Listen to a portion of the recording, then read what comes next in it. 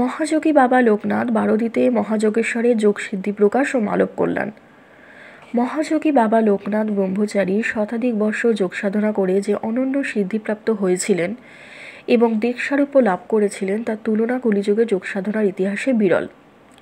পঞ্চভূতে তৈরি এক মানবদেহকে কঠোর যোগসাধনার মাধ্যমে কীরূপে দেবদেহে উন্নতি করা যায়, এই যোগেশ্বরের সিদ্ধজীবিনী তার এক জ্বলন্ত উদাহরণ।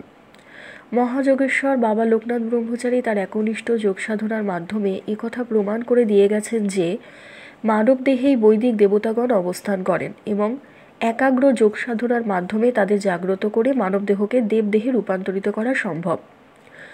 অর্থবেদে মানবদেহে তৈতিক বৈদেশিক দেবতার অবস্থানের কথা পাওয়া যায়, 33টি বৈদিক দেবতার অবস্থানের কথা পাওয়া যায়, কিন্তু সেই দেবতাদের জাগ্রত করে মানবদেহকে দেবস্বরূপে করার প্রক্রিয়া মহাযোগী বাবা লোকনাথ ব্রহ্মচারী যোগজীবন থেকেই জানা যায়। এইরূপ ঈশ্বরকোটির যোগী তার সাধনালব্ধ সিদ্ধি কেবল নিজ মুক্তির কাজে প্রয়োগ করেন না।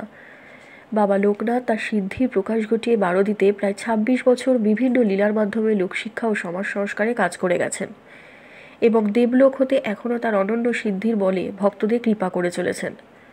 বারোদিতে সিদ্ধির প্রকাশ ছিল যোগীদের জন্য প্রথম লোকশিক্ষা যে মানব দেহকে সুকঠোর যোগসাধনার মাধ্যমে দেবদেহে উন্নীত করা যায়। এখন এমন অনেক সাধুসন্ত দেখতে পাওয়া যায় যারা একটি দুটি সিদ্ধিপ্রাপ্ত হলেই নিজেদের মহাযোগী বলে প্রচার করেন। এই রকম সাধকগণ নিজেদের যোগ বিভূতিকে আটকে রাখেন, ঈশ্বরের সান্নিধ্য তাদের লাভ হয় না। একদিন বারোদি স্কুলের পণ্ডিত বিপিন বিহারী সরকার মহাশয় ব্রহ্মচারী বাবার দর্শনে আসেন। তিনি বাবার ঘরের বাইরে তার সঙ্গে বার্তালাপ করতে থাকেন। এমন সময় আশ্রমের এক গাছের ডালে বসে একটি কাক কর্কশ স্বরে কা কা করে ডাকতে থাকে।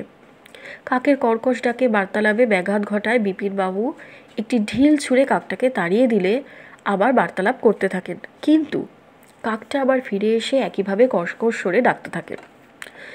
বিপিন বিহারী বাবু আবার ঢিল ছুঁড়ে কাকটিকে তাড়িয়ে দেন।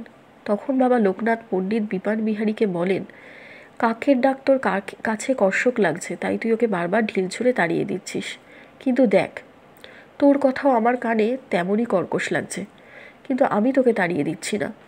এই কথা শুনে পণ্ডিত মহাশয় খুব লজ্জিত হয়ে গেলেন। ব্রহ্মজ্ঞানী বাবা লোকনাথ এই কথার মাধ্যমে পণ্ডিত মহাশয়কে এই শিক্ষা দিলেন যে জগৎ সংসারে সব প্রাণী ঈশ্বরের সৃষ্টি, তাদের কাউকে ঘৃণা করার অধিকার আমাদের কারোরই নেই।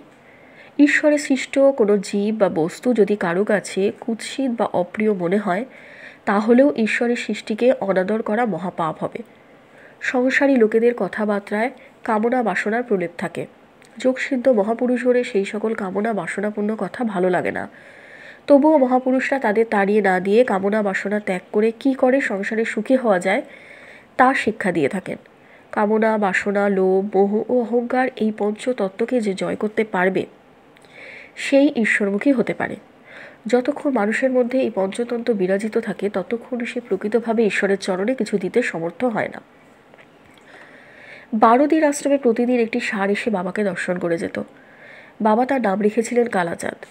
একদিন বারোদির এক ভক্ত চাষি এসে এক কাঁধি বর্তমান কলা এনে বাবার ঘরের সামনে রেখে তার উদ্দেশ্যে প্রণাম জানিয়ে চলে গেলেন। বাবার ঘর বন্ধ ছিল। ঘরের বারান্দায় আশ্রম ভিত্ত ভজরেরাম বসেছিল। এমন সময় কালাচাঁদ এসে সামনে বর্তমান কলা দেখতে পেয়ে খেতে আরম্ভ করলো। ভজরেরাম এই কাণ্ড দেখে চেঁচামেচি শুরু করে দিল। তার চেঁচামেচি শুনে চাষি ভক্তটি ফিরে দেখে তার দেওয়া কলার কাঁদি থেকে 60টি সব কলা খেয়ে ফেলেছে। সে দৌড়ে এসে ওর মুখের সামনে থেকে কিছু কলা বাঁচিয়ে সরিয়ে রাখলো। এমন সময় বাবা দরজা খুলে বেরিয়ে এসে ভক্তটিকে বললেন, তুই ওর গ্রাসের কলা সরিয়ে নিলি কেন? সেই সময় কালাচাঁদ বাবার মুখের দিকে করুণভাবে তাকিয়ে দাঁড়িয়েছিল। ভক্তটি বলল, বাবা, আমি ওর গ্রাসের কলা নিইনি, কাঁদিতে যে কটা কলা পড়েছিল সেগুলি সরিয়ে দিয়েছি। বাবা বললেন, যে কলা তুই আমাকে নিবেদন করেছিস তাতে আর তো কী অধিকার? কালাচাঁদ তো আমার কলা খেয়েছে, তুই ওর সামনে থেকে কলাটা নিলি কেন? ভক্তটি তখন তার ভুল বুঝতে পারল এবং সেই কলাগুলি এনে কালাচাঁদকে নিজের হাতে খাইয়ে দিল। বাবা এবার শান্ত হলেন। যখন ভক্তটি কালাচাঁদের সামনে থেকে কলাগুলি সরিয়ে নেয় তখন সে করুণভাবে বাবার দিকে তাকিয়েছিল। বাবার ইন্দ্রিয় কালাচাঁদের দুঃখ বুঝতে পেরে সঙ্গে সঙ্গে দরজা খুলে বেরিয়েছিলেন। আর এই ঘটনার মাধ্যমে বাবা সব ভক্তকে এই শিক্ষা দিলেন যে আশ্রমের প্রতিটি জিনিসের ওপর সবার সমান অধিকার। বাবা এখানে ভক্তদের আরও একটি বার্তা দিতে চেয়েছেন যে দেবতার সামনে কিছু নিবেদন করে দিলে সেটা সম্পূর্ণ ত্যাগ করে দিতে হয়। নিবেদিত দ্রব্য যখন দেবতার হয় তখন নিবেদান্তে সেই দ্রব্যকে গ্রহণ করলেও তা নিয়ে নিবেদনকারীর মাথা ঘামানো উচিত নয়। যখন নিবেদনকারী দেবতাকে নিবেদন করার পরেও সেই দ্রব্যের প্রতি মোহ রাখে তখন বোঝা যায় যে সে সেই দ্রব্যের প্রতি সম্পূর্ণ স্বার্থ ত্যাগ করতে পারেনি। এমন দ্রব্য দেবতার পুজোয় কিন্তু লাগে না। জয় বাবা লোকনাথ। বাবা লোকনাথ সবার মঙ্গল করুক। ধন্যবাদ।